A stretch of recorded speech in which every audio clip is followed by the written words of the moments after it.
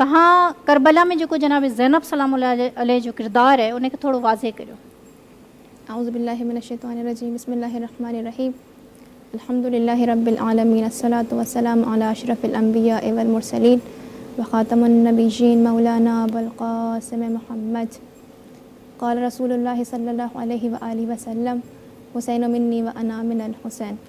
सभ खां पहिरियां त मां तव्हांजी शुक्रगुज़ार आहियां जो तव्हां मूंखे हिन टीवी चैनल ते पंहिंजे प्रोग्राम में मदऊ कयो ऐं मूंखे तौफ़ीक़ अता फ़रमाई जो मां अय्याम अज़ा जे बारे में, मुहर्रमुल हराम जे बारे में कुझु ॻाल्हाए सघां। जीअं त आगाज़ अय्याम मुहर्रम आहे, आगाज़ अय्याम अज़ा आहे, सभ खां पहिरियां दुआ आहे ख़ुदावंद आलम खां, ख़ुदावंद आलम असांखे तौफ़ीक़ अता फ़रमाए त हुसैनी रस्ते ते हली करे ऐं अज़ाए हुसैन खे ज़िंदा रखी सघूं, अज़ाए हुसैन खे अॻियां ईंदड़ नसलुनि ताईं पहुचाए सघूं। वाकई में इहो हिकिड़ो एज़ाज़ आहे असां लाइ बिल्कुलु, असीं उन्हनि पाक हस्तियुनि जो ज़िक्र कयूं। बिल्कुलु बिल्कुलु जीअं त तव्हां वाक़ई में हिकु इलाही इल्मी सवालु कयो आहे। सभ खां पहिरियां त ज़रूरत इन अमिर जी आहे, ज़रूरत इहो ॾिसण जी आहे त अॼु जे दौर में करबला खे हिकु वाक़िओ, हिकु हादिसो थो सम्झो वञे। जीअं आगा साहिब बि फ़रमायो त फ़क़ति हिकु हादिसे ऐं हिकु वाक़िए जी हद ताईं महदूद थो कयो वञे। पोइ जॾहिं त अगरि ॾिठो वञे करबला फ़क़ति हिकु वाक़िओ या हिकु हादिसो न आहे, बल्कि करबला हिकु असांजे लाइ तर्ज़ ज़िंदगी आहे।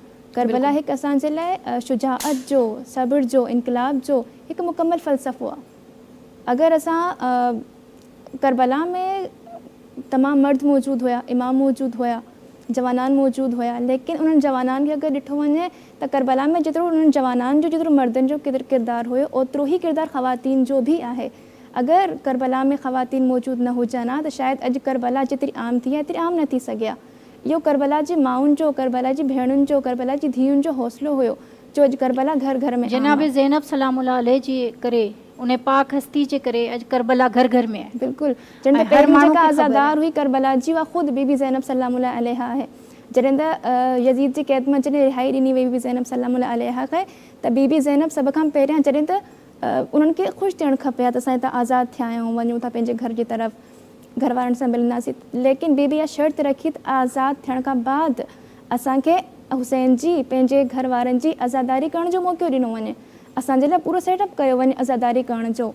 यानी इन हिसाब सां अगरि ॾिठो वञे त काइनात जी सभ खां पहिरीं आज़ादार, सभ खां पहिरीं इमाम हुसैन ते गिरियो करण वारी उनजी भेण आहे।